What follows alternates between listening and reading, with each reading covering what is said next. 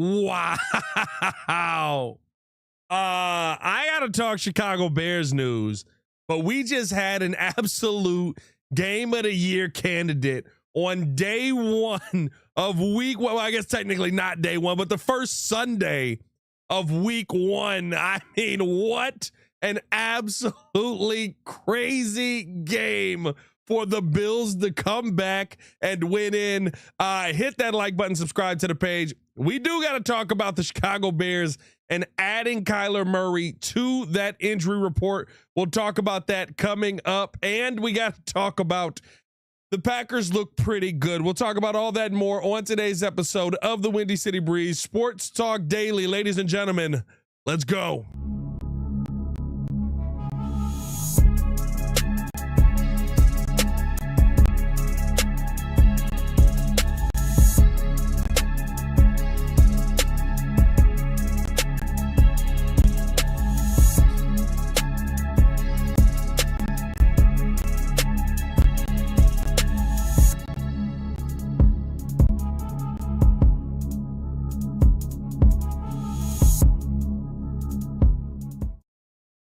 I'm in disbelief that we just saw that game. That's absolutely insane. Football season is back in full effect, baby. Hit that like button, subscribe to the page, leave a 5-star review. Y'all know what to do. Come on. Push the button. Come on. Push the button. Come on, push the button. Yeah, come on, push the button. You heard what she said. Y'all heard what Sue Young said. Hit that like button, subscribe to the page. I've been trying to do this video all day, but football has been absolutely electric. So there's been no way that any of y'all would be wanting to watch me, that I would be wanting to talk to y'all, because who wants to miss football right now? Hit that like button, hit that hype button, man. Football is back, and we are going to be the team to finish it all off. The Chicago Bears finish it off Monday night versus the Minnesota Vikings in what's proving to be a very interesting injury report now in this game. As we got an update to this injury report after what we thought was the final injury report had come out, Kyler Gordon has been added to this injury report as well, with a hamstring injury. His status for the game right now is questionable. Now, the other people that are questionable on the list right now, there's kind of an optimism around some of them playing, but the fact that Kyler Gordon was added this late, I do feel like that is a little bit of a concern, especially with your DB situation that you have already in this position, right? Josh Blackwell, questionable. Jalen Johnson, questionable. Tyree Stevenson on Justin Jefferson, questionable matchup, right? Like, there's a lot of concern right now from the DB position. And while I'm not going to sit here and tell you that this is a game where it feels like the Bears are, because of the loss of some of these guys, that there's going to be, this just massive uphill battle, I do still think that it's going to be tough for the Minnesota Vikings because of the question marks right now with the quarterback position, but it definitely makes it a heck of a lot easier, especially in a man situation. If you have to go out there and you're throwing up against Tyree Stevenson with Justin Jefferson on him, and or Nashawn Wright with Justin Jefferson on him, gonna need to see a ton of pressure from that front four that you're gonna have there. And listen, this will be the first time that we get an opportunity to see Grady Jarrett in there with the mix. So a lot of the question marks that we have right now, that around, the pressure that we saw from this Bears team in preseason. Remember, Grady Jarrett was not a part of any of those preseason games. He was not being on the field and somebody that teams had to account for. That does make a difference, especially like I've talked about with Dennis Allen's defensive system, with how he wants to call his defense. He wants that pressure up the middle. And so to me, I don't think that this is we understand the full premise of this defense just yet, that we understand exactly everything that Dennis Allen is going to have to do. But right now, listen, there are some concerns on the Chicago Bears defense, and the only upside is it feels like, there's kind of that same thing on the Minnesota Vikings side. They gave an update about 7 hours ago as well. Harrison Smith, dealing with illness, has been downgraded to out and will not travel to Chicago with the team. So The hope is that you can find a way to turn this into an offensive game with two offensive juggernauts calling the way. And I know a lot of people look at the Harrison Smith part of this and go, well, Harrison Smith's old, so why do you have to worry about him? Harrison Smith is still a problem, and is somebody serious that you have to account for every single time you see him hit the football field. He's somebody that Caleb Williams probably, when going through game tape, was seriously worried about having to have on the field and deal with, because especially with the pressure up front, you've already got a dangerous front four in front of you. You've got to get rid of that ball quick. Harrison Smith's the kind of guy who can fake on a blitz there, pop back out, and all of a sudden he's right where the ball's supposed to be going the other way. So it is kind of a, both teams are banged up coming into this game, and we don't know how healthy Justin Jefferson is going to be in this game. It feels like, he's good to go. He's back out there, but he's been dealing with some soft tissue things as well. So maybe him and Jalen are kind of both on the same pitch count kind of mindset. We'll end up seeing, what that is, but maybe there is this pitch count thing that you have to put both of those guys on, because soft tissue, I've said this multiple times, those are things that, yes, you want to have your guys out there game one. You want to have Jalen Johnson. You want to have Kyler Gordon out there, right? Dealing with that hamstring. You want to have your guys on the field, but if it's something that gets aggravated because now you're going 100 miles an hour and that thing tightens up seriously or gets pulled seriously, right? Like, then you're in a different conversation where you're sitting there like, okay, well, now we've lost him for 4 to 5 weeks versus, having him for that first game, or maybe slow playing in the first couple of games and you get him back to fully healthy. I think especially for a guy like Jalen Johnson, it's really important to talk about this as well, because with Jalen Johnson, right, like that is your number one option as far as the cornerback market is going for you on the Bears team. That is the number one guy that you have that you're like, okay, I know I don't have to worry about anything with Jalen. Like, he's the one person you can have total confidence in, right? Everybody else, I feel like there is a little bit of a question mark with right now on that defense. Is Tremaine Edmonds going to be that guy, right?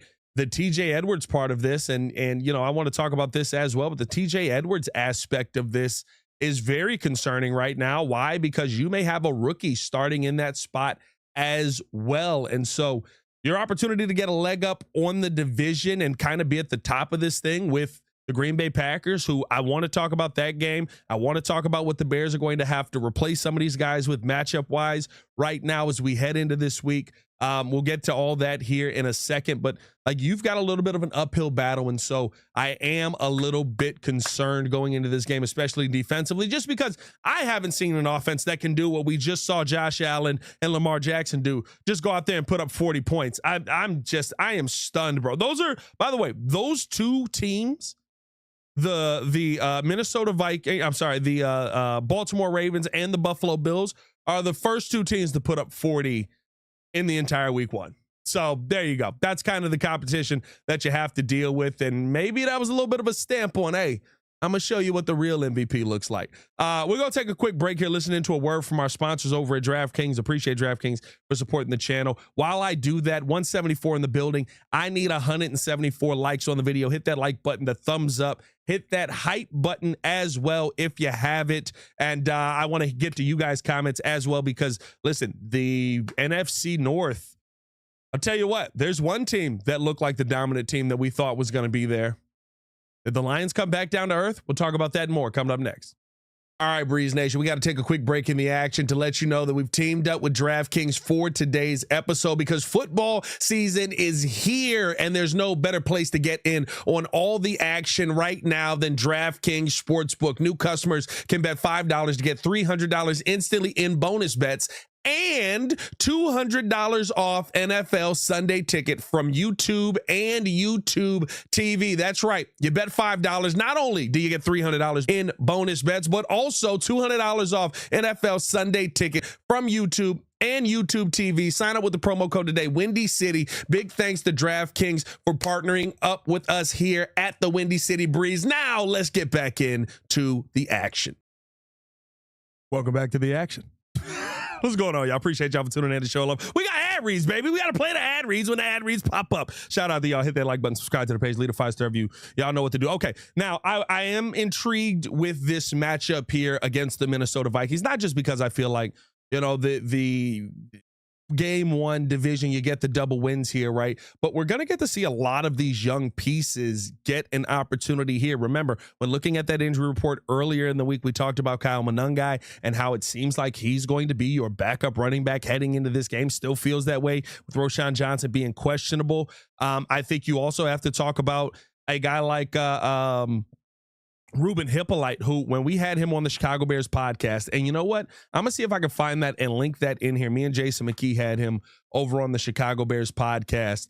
I mean, it was refreshing to hear the confidence that the young man has in himself, but how he spoke about his game was that he was understanding the system, that he was learning the system, and that he could play it at the speed that he needs to play it at and not overrun the play. That's where it's going to be very interesting to see, okay, what kind of player did Ryan Poles get here in the fourth round? Did you go out there and you get a guy who truly can make plays at the 4.4 speed that he has been advertised at, or are the bullets going to be flying and it seems a little bit too much? Now, it's the first game of the year. I'm not making long-term judgment on Ruben Hippolyte's career based on the first game of the year, but you're going to get a massive test because you've got a team that has a couple of really nice running backs on it. You've got a team that has not only a couple of really nice running backs, but an elite wide receiver on it. And I know people are kind of like,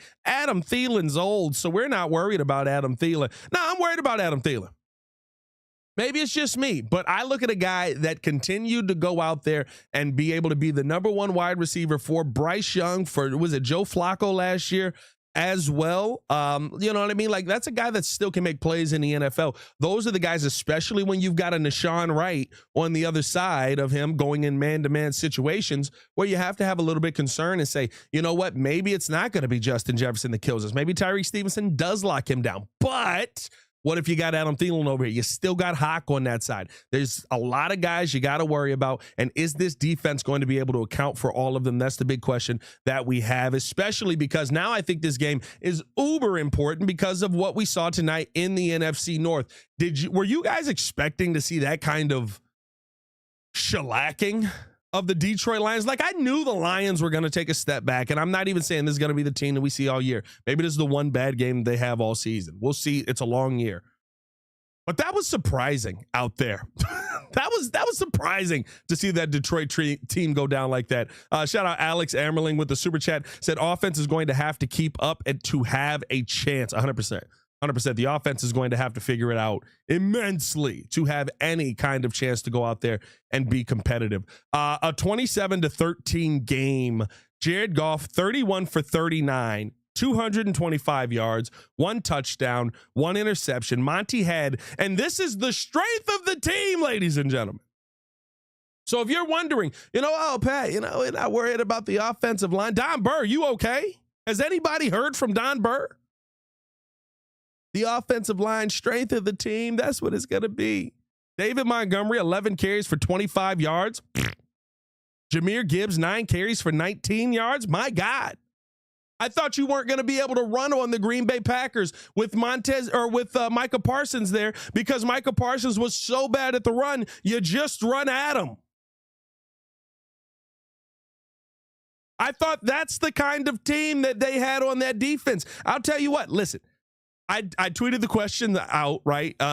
Just being kind of throwing subtle jabs at Lions fans who have been sitting in here all year and losing their minds. I said, are the Lions back? So take it for what you will. Maybe the Lions are reverting back to, the team that they once were, a team that struggles, a team that isn't going to be able to figure it out.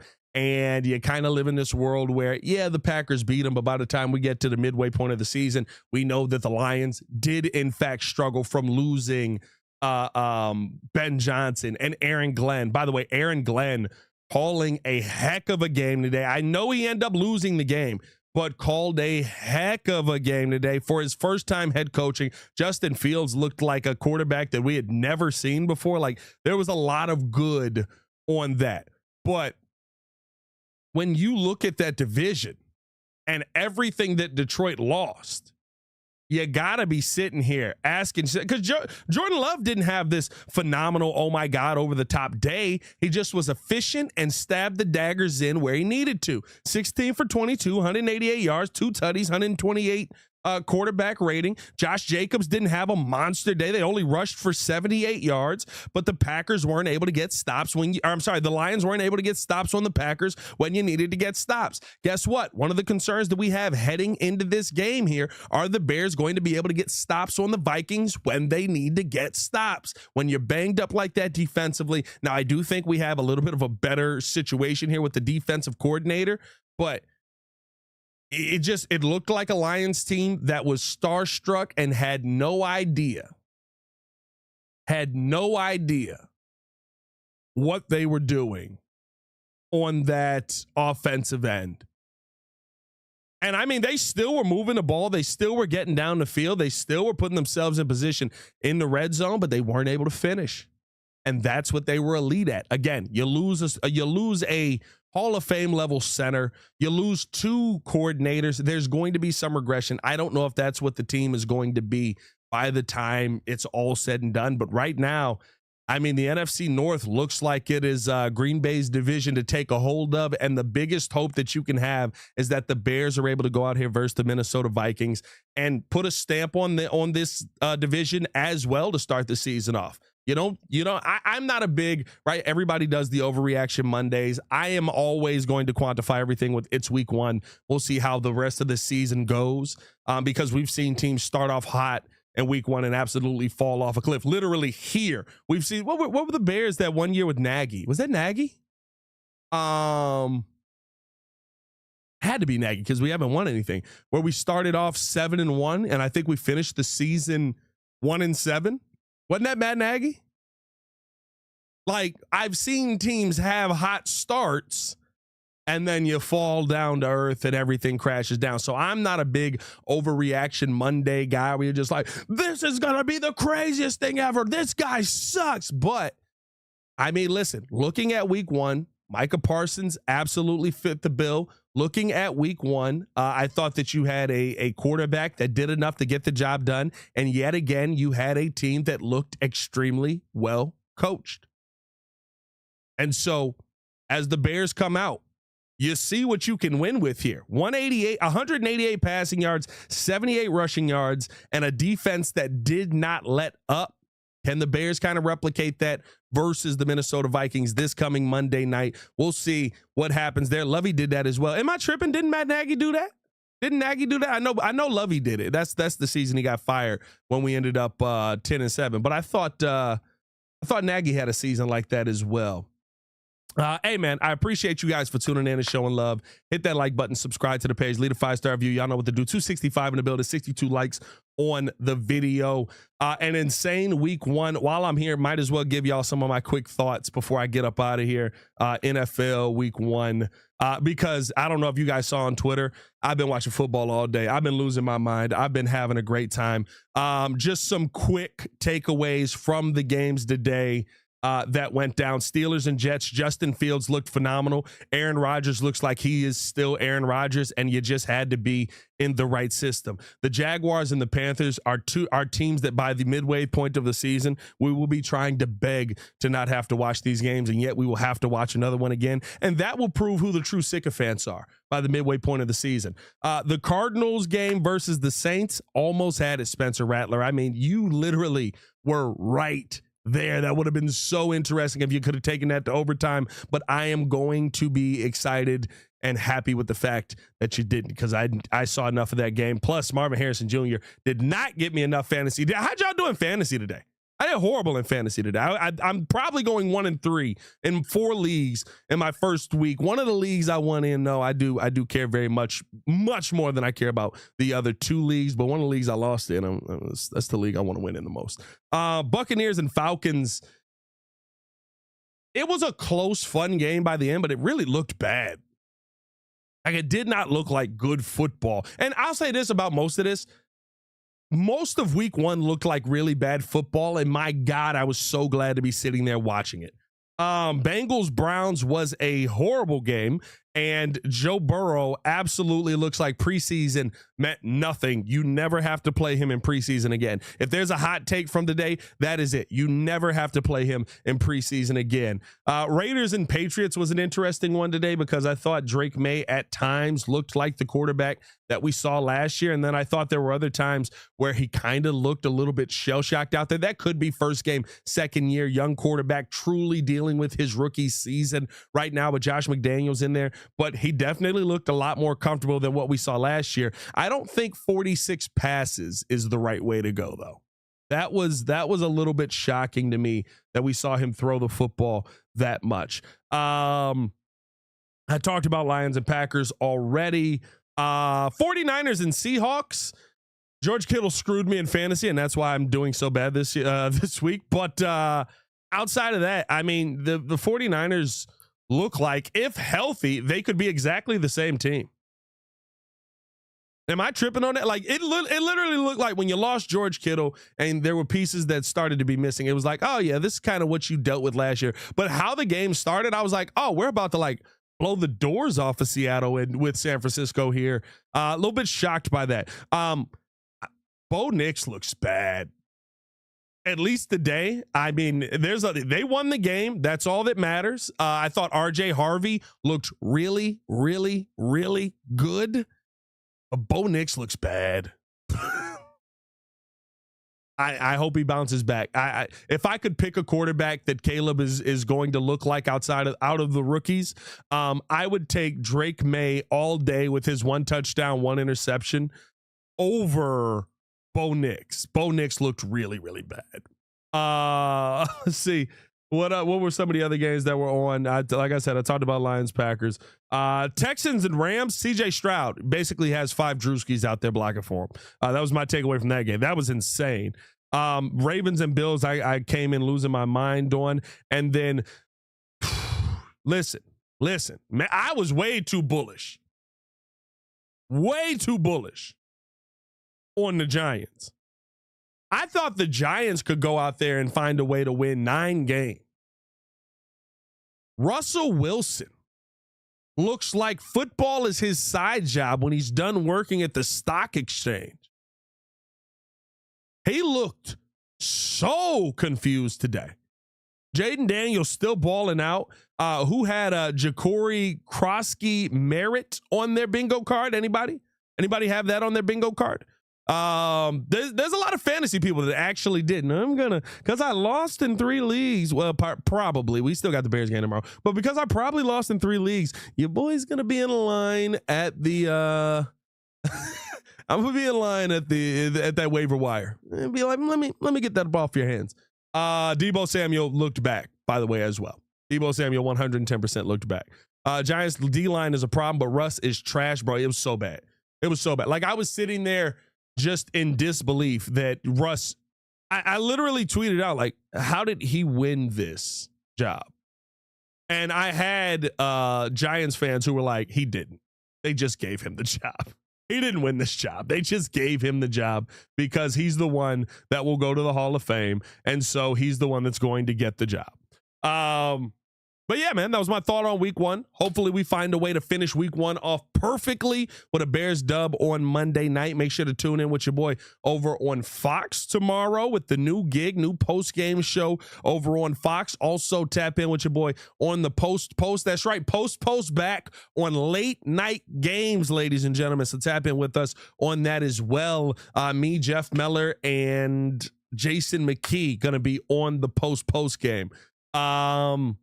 Yeah, man, I'm going to get up out of here. Appreciate y'all for tuning in and showing love. Hit that like button, subscribe to the page, leave a 5-star review. Y'all know what to do. I don't care how well Green Bay played today. Drop an FGB in the chat. Drop an FGB in the comments below. And make sure that you're dropping a bear down as well. Y'all stay safe out there, Chicago. Bear down. One love.